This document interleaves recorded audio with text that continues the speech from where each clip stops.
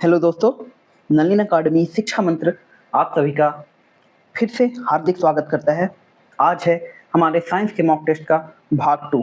भाग 1 आपने काफ़ी पसंद किया है, मुझे अच्छा लगा। आपने कमेंट भी किया है कि मैडम क्यूरी को नोबेल अवार्ड कब मिला था। मुझे उनका नाम याद नहीं आ रहा, लेकिन जिन्होंने कमेंट किया है मैं दिल से धन्यवाद करता हूँ। अभी आप सुन रहे होंगे कि पहलगाम में हमारे एक पड़ोसी मुल्क ने बहुत ही कायराना हरकत की है, बहुत ही कायराना हरकत की है और इंडियन आर्मी उससे बदला ले रही है। 9 जगहों पे एयर स्ट्राइक हुए हैं, ड्रोन से हमले हुए हैं और इंडिया पाकिस्तान अभी वॉर की स्थिति में है। तो चलिए हम अपने आर्मी को सपोर्ट करते हैं। तो आप कमेंट में भर दीजिएगा भारत माता की जय, जय हिंद और भारत के झंडों से।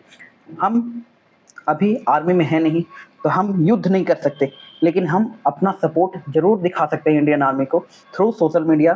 तो जहां भी आपको इंडियन आर्मी के से रिलेटेड पोस्ट दिखे जरूर लाइक करें उसको। जय हिंद, जय हिंद की बौछार करते रहें, ट्विटर पे ट्रेंड करते रहें। और एक खास बात, साइबर अटैक भी हो सकते हैं पाकिस्तान से। तो अगर आपके व्हाट्सएप पे अननोन नंबर से कोई भी वीडियो फाइल या कहीं भी व्हाट्सएप, इंस्टाग्राम, चाहे जो भी आप यूज करते हैं, unknown video file, unknown PDF file आए तो उसको ओपन ना करें।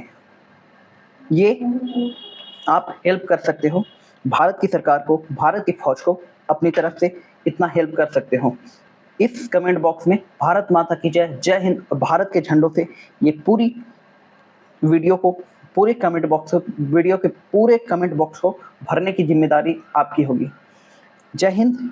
हम इस वीडियो को डेडिकेट करते हैं भारत के तीनों सेनाओं को, भारतीय आर्मी को, नेवी को, एयरफोर्स को। तो चलिए हम शुरुआत करते हैं अपने पहले क्वेश्चन के साथ। पहला क्वेश्चन है हमारा, घूर्णन करती एक गोल मेज पर अचानक एक लड़का आकर बैठ जाता है। एक गोल मेज है, एक गोल मेज है और घूम रही है, ये लगातार घूम रही है। उस पर एक लड़का आकर बैठ जाता है, तो मेज के कोणीय वेग पर क्या प्रभाव पड़ेगा? जब एक घूमती हुई मेज पर कोई लड़का आके बैठेगा तो क्या प्रभाव पड़ेगा कोणीय वेग पर? उसका कोणीय वेग कम हो जाएगा। जैसे ही इस पे दबाव पड़ेगा उसका कोणीय वेग क्या हो जाएगा? कम हो जाएगा। तो अपने पहले क्वेश्चन का आंसर क्या हो जाएगा? ए।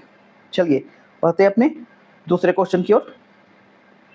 दूसरा क्वेश्चन है, यदि किसी वस्तु के वेग को दुगना कर दिया जाए, यदि किसी वस्तु के वेग यानी स्पीड को दोगुना कर दिया जाए तो उस वस्तु पे क्या प्रभाव पड़ेगी? उसका संवेग दोगुना हो जाएगा, संवेग दोगुना हो जाएगा, गतिज ऊर्जा 4 गुनी हो जाएगी। देखिए, अगर वस्तु का वेग दोगुना है तो संवेग क्या होता है? वेग इंटू द्रव्यमान, वेग इंटू द्रव्यमान होता है। जब इसमें वेग को दोगुना करेंगे तो ये पूरा संवेग भी दोगुना हो जाएगी। और गतिज ऊर्जा क्या हो जाएगी? गतिज ऊर्जा स्क्वायर होती है, तो गतिज ऊर्जा क्या हो जाएगी? 4 गुना हो जाएगी। तो इस क्वेश्चन का सही उत्तर क्या हो जाएगा? इस क्वेश्चन का उत्तर हो जाएगा उपयुक्त, दोनों सही हैं। बढ़ते हैं अपने अगले क्वेश्चन की ओर। अगला क्वेश्चन है आपके स्क्रीन पे कि किसी पिंड के द्रव्यमान तथा भार में अंतर होता है। क्योंकि द्रव्यमान और भार में अंतर क्यों होता है? कि द्रव्यमान क्या होता है? मास, इंग्लिश होता है मास। द्रव्यमान वो होता है जो सभी जगह पे फिक्स होता है। यदि आप पृथ्वी पे 50 केजी के हैं तो चंद्रमा पे भी जाइएगा तो 50 केजी के ही रहिएगा, ये होता है द्रव्यमान। लेकिन भार क्या होता है? अगर आप पृथ्वी पर आपका भार 50 केजी है तो चंद्रमा पे जाके आपका भार कम हो जाएगा। तो पूछ रहा है किसी पिंड के द्रव्यमान तथा भार में अंतर होता है क्योंकि द्रव्यमान स्थिर रहता है जबकि भार परिवर्तनीय होता है। मैंने आपको अभी यही बताया कि द्रव्यमान हमेशा एक सा रहता है, लेकिन भार जो है वो स्थिर नहीं रहता है। तो द्रव्यमान स्थिर रहता है जबकि भार परिवर्तनीय होता है। ये आपका बी ऑप्शन सही हो जाएगा। ये ऑप्शन क्या बोला था? द्रव्यमान परिवर्तनीय होता है, ये गलत है। द्रव्यमान परिवर्तनीय नहीं होता है, द्रव्यमान स्थिर होता है। बढ़ते हैं अपने अगले क्वेश्चन की ओर। अगला क्वेश्चन है हमारा, भौतिकी में स्थिर या गतिशील वस्तु की स्थिति और दिशा में अब तक कोई परिवर्तन नहीं होता है जब तक उस पर कोई बाहरी बल ना लगे। हाँ, क्या है आपका क्वेश्चन? भौतिकी में स्थिर या गतिशील वस्तु की स्थिति और दिशा में तब तक कोई परिवर्तन नहीं होता जब तक उस पर कोई बाहरी बल सक्रिय न हो। यह कौन सा नियम है? यह है न्यूटन का प्रथम गति नियम। कहाँ है? ये में ऑप्शन है। न्यूटन का प्रथम गति नियम क्या बोलता है कि यदि कोई वस्तु विराम अवस्था में है तो वो विराम अवस्था में ही रहेगी, और यदि गति की अवस्था में है तो वो गति की अवस्था में ही रहेगी जब तक उस पर कोई बाहरी बल ना लगे। यही चीज आपका स्टेटमेंट लिखा हुआ है, और इस नियम से आपको जड़त्व की परिभाषा भी प्राप्त होती है। बढ़ते हैं अपने अगले क्वेश्चन की ओर। किसी संतुलित क्वेश्चन है, किसी असंतुलित बल द्वारा किसी पिंड में उत्पन्न त्वरण बल के व्युत्क्रमानुपाती होता है, बल के अनुकूलानुपाती होता है, बल के प्रभाव से स्वतंत्र होता है, या फिर शून्य होता है। तो इसका आंसर आपके स्क्रीन पर ये रहा। किसी असंतुलित बल द्वारा किसी पिंड में उत्पन्न त्वरण बल के अनुकूलानुपाती होता है। बढ़ते हैं अपने अगले क्वेश्चन की ओर। प्रत्येक क्रिया के बराबर व विपरीत दिशा में एक प्रतिक्रिया होती है, न्यूटन का तृतीय गति नियम है। हमारी इंडियन आर्मी यही कर रही है। उन्होंने पहलगाम पे कायराना अटैक किया, हमने उनकी 9 जगहों पे सबसे पहले तो स्ट्राइक किया, उसके बाद डिफेंस से उनका एयर डिफेंस सिस्टम खराब कर दिया ड्रोन से। अब वो क्या कर रहे हैं, रिहायशी इलाके में किसकी बात कर रहे हैं? आतंकवादिस्तान की। आतंकवादिस्तान कौन है? पाकिस्तान है, हमारा अपना ही है, बस थोड़े दिन के लिए अलग हो गया था, जो जल्दी में ही मिलने वाला है। वो क्या कर रहा है कि जम्मू कश्मीर के रिहायशी इलाकों में, राजस्थान के रिहायशी इलाकों में बम मार रहा है, वो मोटार दाग रहा है, वो ड्रोन से भेज रहा है। लेकिन हमारा S-400 डिफेंस सिस्टम जो है उसके हमलों को नाकाम कर रही है। ये हमने कहाँ से परचेज किया है? ये हमने रशिया से परचेज किया है। रशिया से परचेज किया है S-400। 400 का मतलब क्या है? 400 किलोमीटर दूर तक कोई भी डिफेंस कोई भी हमला होगा हमारे ऊपर, हवाई हमला, तो ये उसको टारगेट करेगी एंटी मिसाइल के रूप में। चलिए, तो क्वेश्चन क्या था? प्रत्येक क्रिया के बराबर व विपरीत दिशा में प्रतिक्रिया होती है। यह न्यूटन का तृतीय गति नियम होता है। ये वो नियम होता है जो सबसे आसानी से याद हो जाता है। बढ़ते हैं अपने अगले क्वेश्चन की ओर।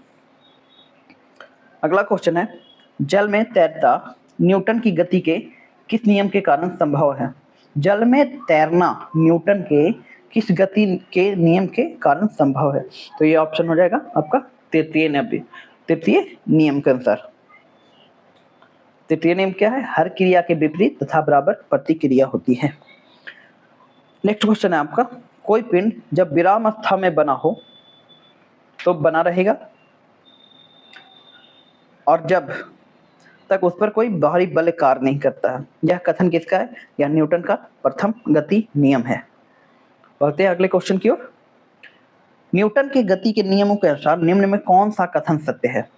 प्रथम नियम से बल की परिभाषा ज्ञात होती है? नहीं, बल की परिभाषा द्वितीय नियम से ज्ञात होती है। प्रथम नियम से क्या होती है? जड़त्व की परिभाषा। द्वितीय नियम से बल के व्यंजक ज्ञात की जाती है। तृतीय नियम से संवेग संरक्षण सिद्धांत प्रतिपादित होता है। संवेग संरक्षण क्या होता है? दो वस्तु होती है, एक पर्टिकुलर टाइम में एक जगह टकराती है और फिर सेम वेग से भाग जाती है, उपयुक्त सभी। प्रथम नियम से बल की परिभाषा ज्ञात होती है।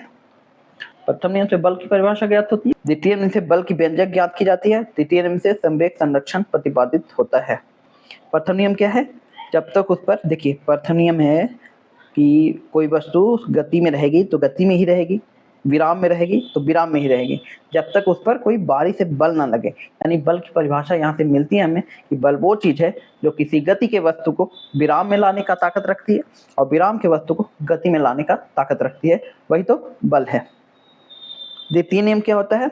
किसी वस्तु में बल लगाने से उसमें त्वरण उत्पन्न होता है, जो त्वरण बल के समानुपाती और उसके द्रव्यमान के कर्मानुपाती होता है। तो F बराबर ma प्राप्त होता है हमें।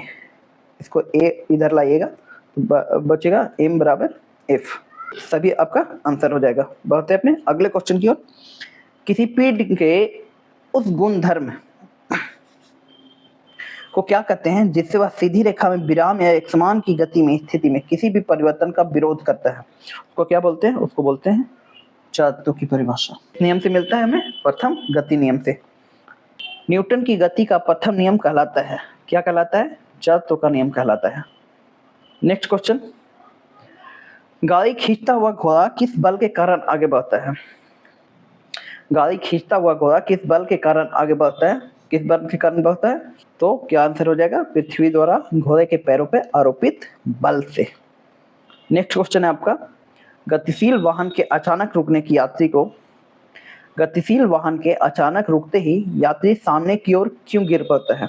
देखिए, अगर कोई वाहन है, मान लीजिए ये बस है, ये बस है, यहाँ आदमी बैठे हुए हैं, ये अगर गति में है तो इंसान भी जो बैठे हुए हैं वो भी तो गति में होंगे।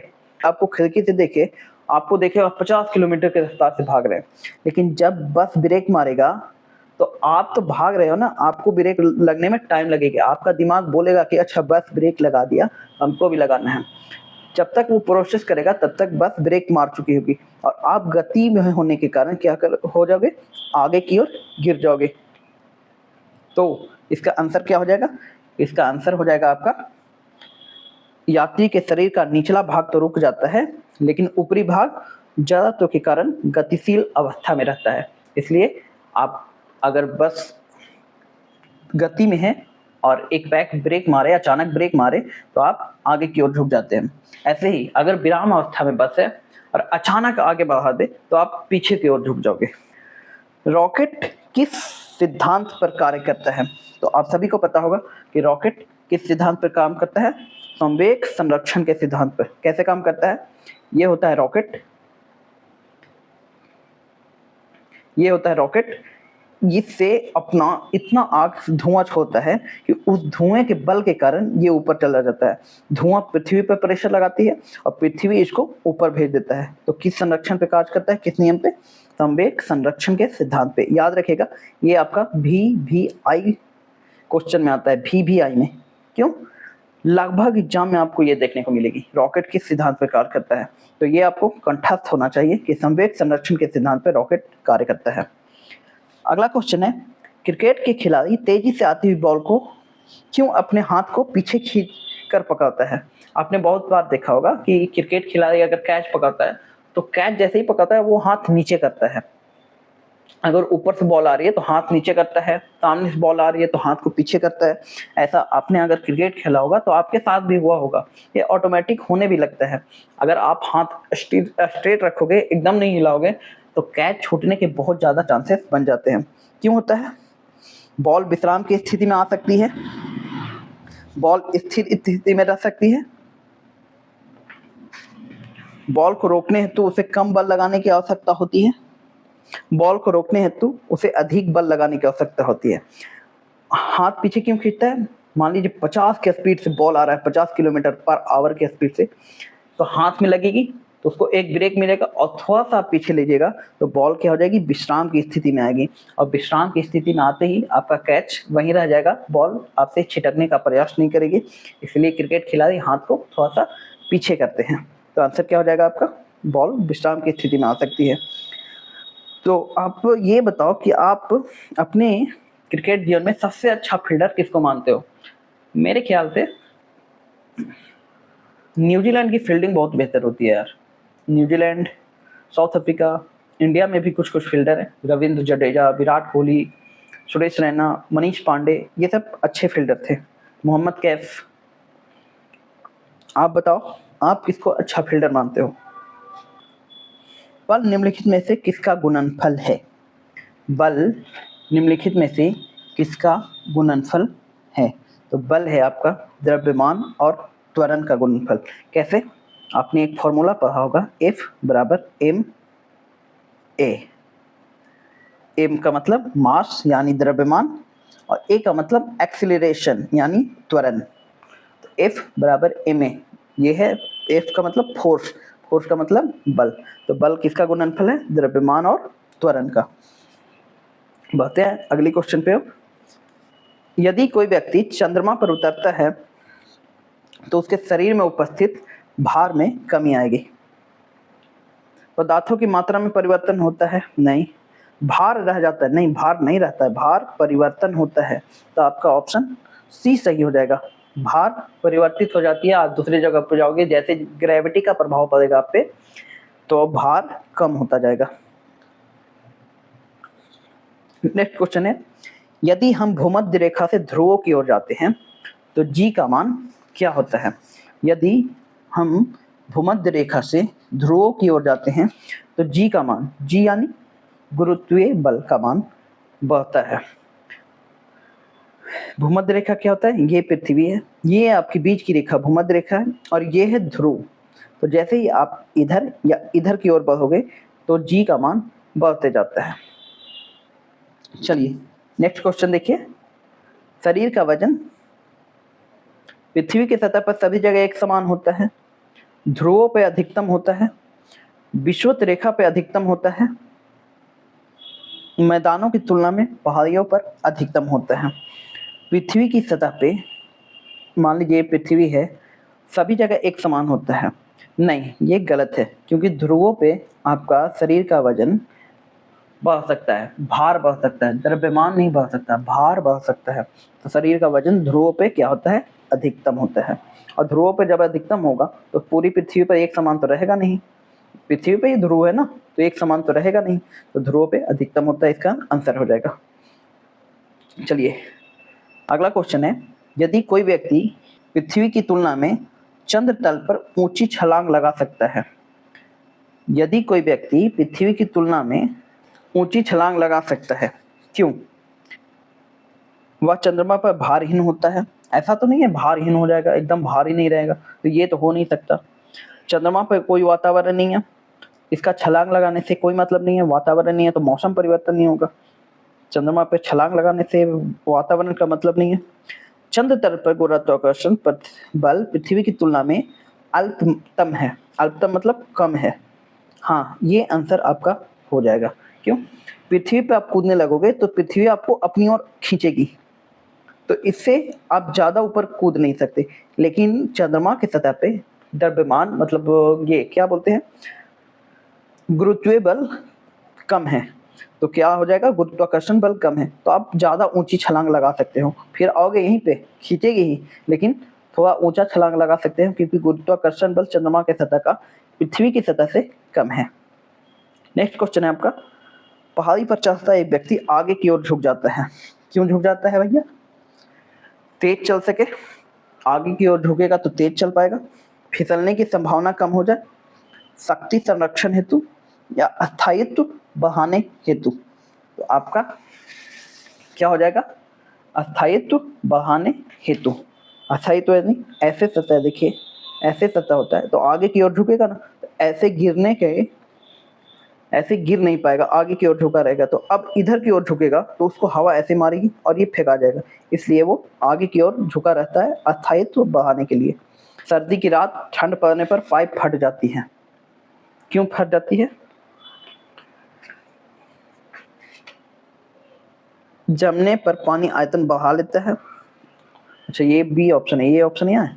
जमने के बाद पानी का घनत्व तो कम हो जाता है, जमने पर पानी आयतन बढ़ा लेता है, अतः उसकी यह कार्यशीलता पाइप को तोड़ देती है।